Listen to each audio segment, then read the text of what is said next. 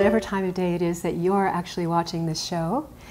This is Meridian Grace, and I'm welcoming you to the Awakening Health Show. And today, you're here with some of my lovely orchids. It's that amazing time of the year when the orchids are just amazing. They're popping out everywhere, and I've got like 20 beautiful plants blooming all over the house. So I thought I might share some with you today too. Today, we're going to talk about our brains. Our amazing, incredible brains and things that we can do to help our brains to be more functional. You'll probably notice that I have shows on things like ketosis and true cellular detox. Those shows are also extremely important and help us to know what we can do as far as our diet goes to support our brains. But today what we're going to do is we're going to show you some exercises, talk about different ways to support a term called neuroplasticity.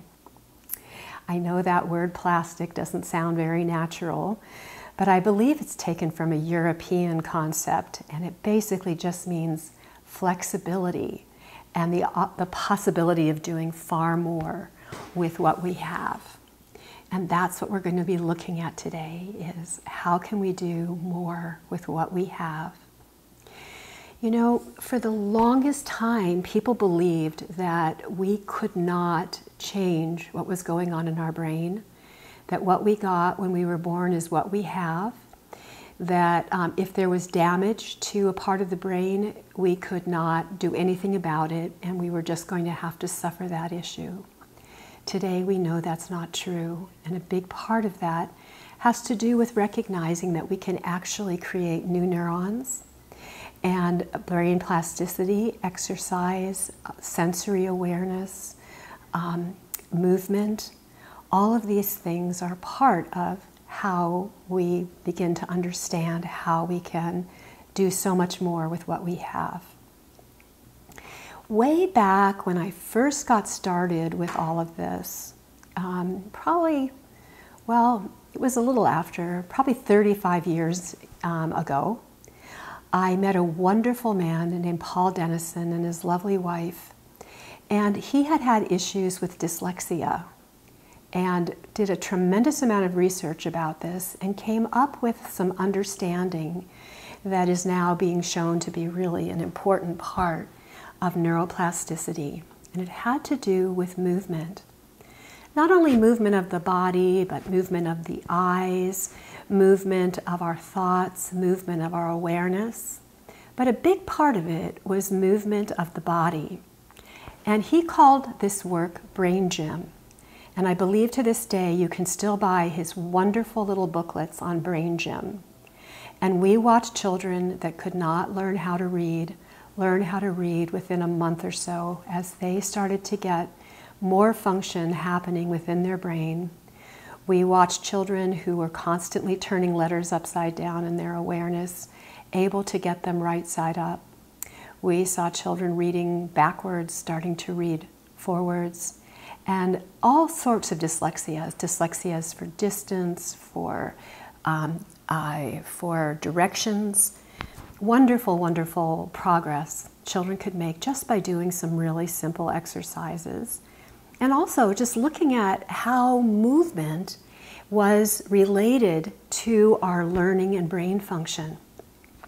We discovered, and I don't believe this was so much of Paul's work, but there are other people who discovered that babies that didn't go through a full crawling process, who didn't start out squirming on the floor, and then moving into one-sided movement where they moved their arm and their leg in a crawl on the right side, and then did an arm and a leg with the left side as they were learning to move themselves across the floor, missed out on some really important functions and would have certain learning disabilities.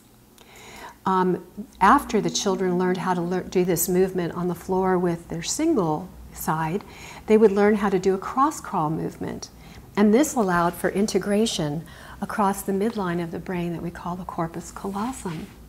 So let me just demonstrate to you, and you might all want to stand up with me at the same time and do this, and you'll see that there's a real different feeling if you move your right and your left side, and I mean your right side all together and your left side all together, and just feel what it feels like to move.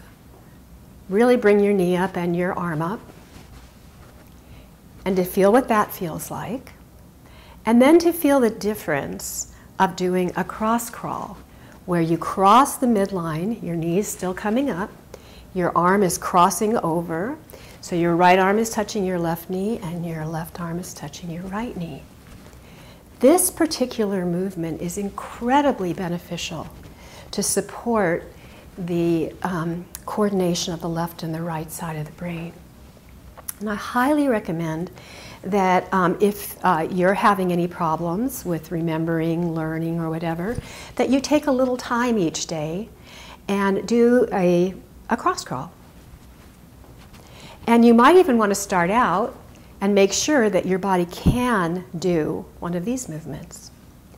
Now, the interesting thing that we found is that children who were having difficulty with learning issues, this movement was easy for them.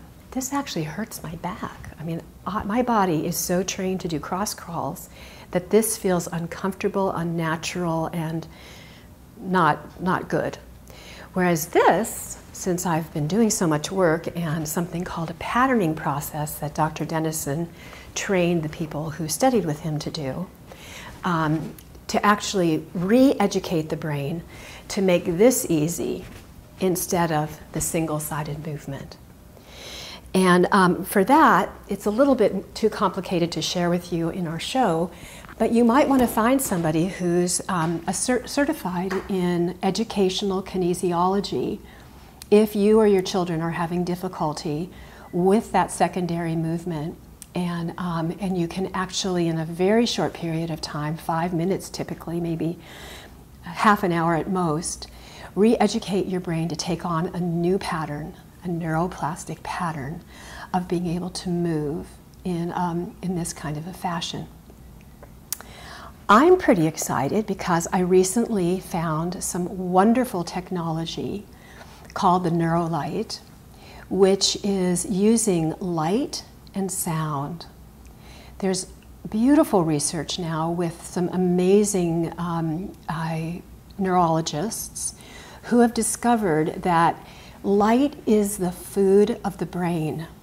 And actually there are many physicists these days that are saying that light is actually the food of our entire physical form.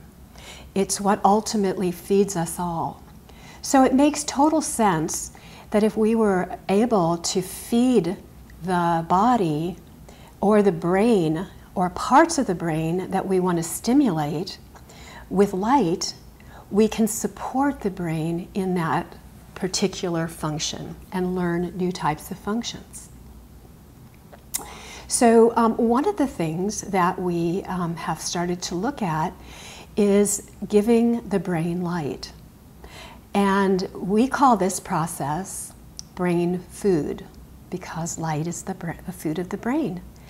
And research is now showing that light stimulation of the brain or into the brain actually increases healthy mitochondrial function. That's a big bunch of words. But the mitochondria are the part inside of our cells that produce energy. They are the fuel for our movement and function and doing of just about anything. And so when we work with the brain food or the laser light into the nasal cavity, we can actually feed the brain. And my beloved Dr. Massey is here in the other side of the room with me, and he's going to possibly chime in and make some comments, but I was just going to ask him if he might get me my little intranasal laser, and I'll demonstrate for you what this looks like. I like to think of it as my Rudolph the Red-Nosed Reindeer process. But basically what we're doing is we're taking laser light at a specific frequency that we know is very beneficial to the brain. And we're actually giving it to the brain and to the sensitive mucosal membrane inside of the nose. And we're allowing this to then feed the brain. And I was using this earlier today. I'm going to go ahead and show this to you. Right now it's set at 30 minutes. There's different power settings. So this is low and medium and high. So that's the high setting. We have different time settings from 15 minutes, or that one's 45, but 15, 30, and 45 minutes. I'm going to take it down to 15 here. And then we just hit the on button twice. Oops. And then we just take this little device, and I was already using it myself, but before I share it with someone else, I will clean it with hydrogen peroxide. And then you just place it in the nose, and here I am, your own little Rudolph the Red-Nosed Reindeer, amongst my beautiful orchids. But what I do is I take this and I put it on oftentimes in the morning, and I'll put it into my clothing, like a pocket somewhere, and I'll just carry this around while I'm finishing up cleaning the kitchen and fixing some tea and preparing the different things for my morning detox process, which we'll talk about in another show. But anyway, you can just wear this, and while you're doing anything, obviously you can talk. You know, you can be calling your friends on the cell phone and be receiving light. And you can build up to the point where you can wear this for a couple of hours a day if you want to, and really get the benefit of nourishing and feeding your brain. And I felt that they were a little expensive online to get this high quality one. They're typically $250, so I found a way to purchase them, and I can make them available to people who are interested for far less than that. So I have a bunch in our office right now. I think they're a wonderful, wonderful tool to use, because we all know we need to eat, and it's a really great thing to nourish the brain with light, nourish our bodies with light too. And maybe in another show I'll show you some of the different light devices I use pretty much daily these days to support my body as I'm getting older, 65 this year. And I like feeling great. I like feeling younger than I did in my 30s and 40s. So I think one of my little tricks is being nourished by light. Now let's not forget that we have a totally free source of light available to all of us. And that light is our beautiful sun outside. And the sun has gotten this horrible rap. In fact, it seems like just about everything that's really good for us has gotten a horrible rap. So I'm here to tell you that if nature made it, it's most likely a good thing for you. I mean, there are plants out there that we don't want to eat, but boy, if Mother Nature and Father Sun is out there, I mean, that sun is there to produce a wonderful benefit and effect for us. And there's even some really interesting books all about the qualities of the sun, the energy of the sun, that maybe at some point Dr. Massey might talk to you about, because he's all excited about reading about the sun and sharing about that male energy. But what we want to do is spend time out in the sun, if we possibly can, with our feet bared and on the earth. And the sun is more of an electrical energy, and the earth is more of a magnetic energy. When you're outside like that, you are getting balanced with electromagnetic energy, which is some of the most important healing energy and balance that we could possibly use. Our brain is very electrical. And we have synapses that are responsible for almost everything we learn, and how fast we remember, how fast we take things in, how fast things become part of us that we want to become part of us. So one of the best things you can do to support your neuroplasticity is get outside in the sun with your feet on the ground, and then you can do some other things that we know that are great for neuroplasticity. One I just told you was cross crawls. But another thing that you can do is to have positive thoughts and imagine yourself doing whatever it is that you have as a goal. So, for instance, we now know that the Russians who were in the Olympics, I'm not sure how many years ago, before we knew anything about this, would sit quietly before they would do an event. Nobody knew what they were up to. They just thought, some people thought they were just being antisocial.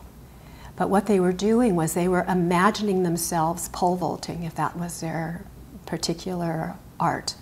Or they would imagine themselves running the race and feeling how that felt in their body and experiencing the sensations of their muscles moving and how they would take their steps and how they would jet forward when the beginning of the race would begin.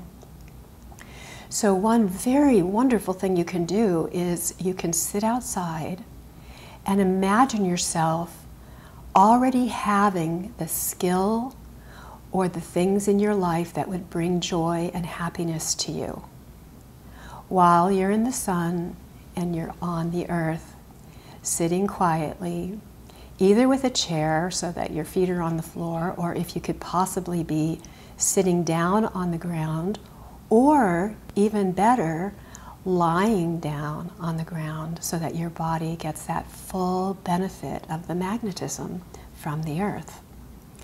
And let's say that what you wanted was a relationship. So you might see yourself walking hand in hand with a person that you feel fits the things that you want, and you're sharing together and you're talking together, and there's a beautiful home in the background, and if children are what you want, you hear happy children playing in the background, and just imagining all of that happening. If it's a new skill that you want, perhaps a child reading. You might have your little one go out in the yard with you, and you can sit down and imagine that he's reading together. You can imagine, you can tell a story and have a visualization. And he's reading you a beautiful story about something that he really loves, or she is. But the whole idea is to bring our imaginations into play first. And that helps to do a process that has to do with one of the stages of neuroplasticity, which is to help to develop new neurons. I made some notes here because I've been taking a bunch of classes on neuroplasticity, and I wanted to talk about different phases of plasticity. And one is called the functional plasticity. And functional plasticity, you might want to think of our brain as having all of these amazing roadmaps taking us different places. And those places that we go might not only be physical, they might also be emotional, they might be mental, they might be spiritual, they might be sensual, they might have an olfactory sniffing experience, or a sound experience, or a visual experience. But in order to do that, we need to have neurons, and we need to have those neurons with synaptic response or electrical response going on. So if you imagined that we have this complex group of roads, and every day you went to visit someone on the very same path, the very same road, you took the same way to get there, and someone told you that there was a way that you could get there faster and easier. If you took that new road, in your brain, that would be similar to the whole idea of functional plasticity. Using a road that's already there, and we would take that road and take different roads that are already existing. There's another type, a level of plasticity. By the way, that we can see changes sometimes in as little as minutes to hours. So that's a really fast way for us to experience our neuroplasticity and the way that our brain learns. Another route is what we would call synaptic plasticity. And synaptic plasticity is basically a learning process. And that's when we use the functional process of the existing roads to learn a new process. And there we tend to either use light and sound to stimulate the different parts of the brain that will encourage a new learning process, or we'll use movement, sound, visual things, touch. All of those will help us with learning a new process using the existing neurons that we already have. Now, another aspect of neuroplasticity is neuronal plasticity. And with neuronal plasticity, that's when the road that we need to accomplish what we want to accomplish is not there. And that can take us months, sometimes years, to develop a new neuron. Sometimes people can do it faster than that. Sometimes they can do it in a couple of weeks or so. But typically, we develop new neurons by all the things that we talked about before, but much more time and focus and energy, working with light, color, sound, movement, touch, smell, hearing. All of those things make a huge difference in the way that our bodies can learn these sorts of things. And the last one, which is really something that is just, only been happening for probably 10 to 15 years in a way that we understand it scientifically and are beginning to learn more and more about it, is something called compensatory adaptation. Compensatory adaptation takes place when somebody, for instance, has a head wound and has been shot through the head with a bullet or something like that, and they lose all of their function. A portion of the brain is not there. There are children who are born without a portion of their brain. And compensatory adaptation allows us to use the parts of the brain that are there and to educate those parts of the brain to develop new neurons and to take on the functions that they're missing. So it's just amazing what's happening in this field of science.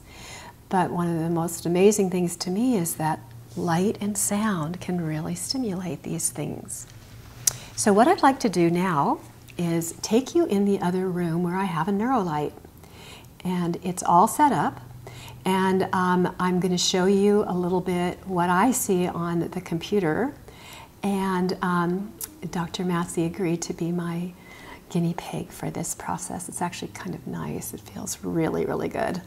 And he's going to receive a session. And what we'll do is we'll set him up and we'll let him receive a session.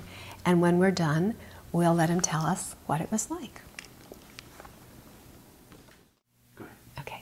So here we are in my little treatment room, and Dr. Massey is actually helping me out here. He's using some hydrogen peroxide and cleaning the little nasal part of our procedure, and he's putting those into his nose. And this is the software that I have for the Neurolight. And you can see that up here we first of all have something called Brain Gym. And Brain Gym is something that almost all of us need. And it's the exercise part of what we're doing.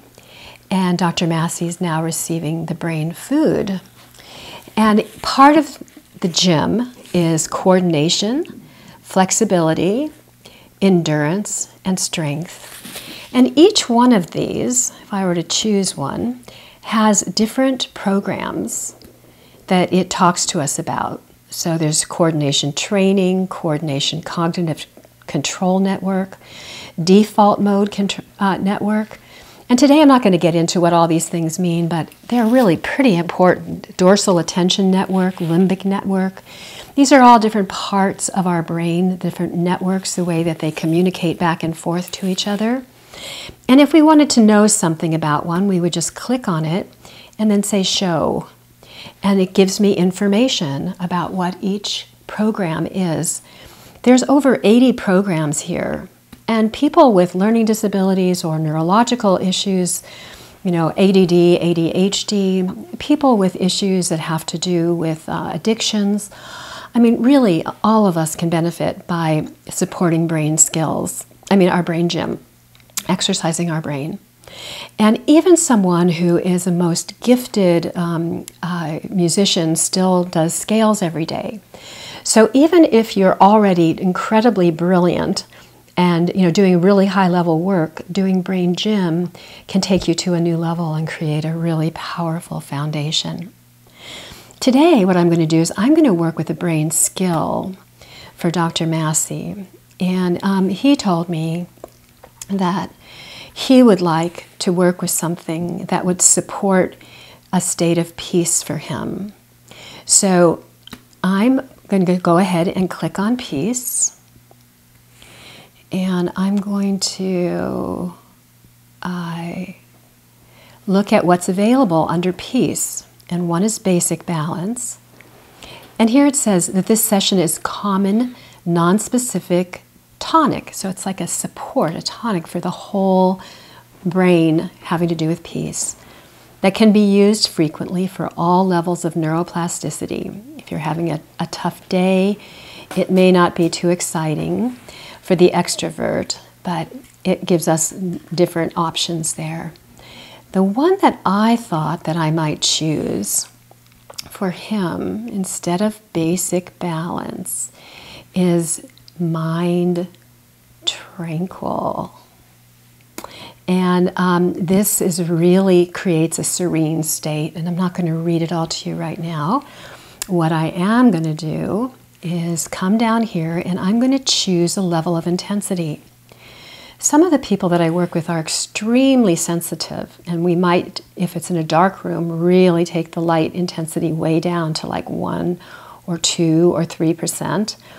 But in this case, since we're in a pretty light room, I'm going to take Dr. Massey up to 18%.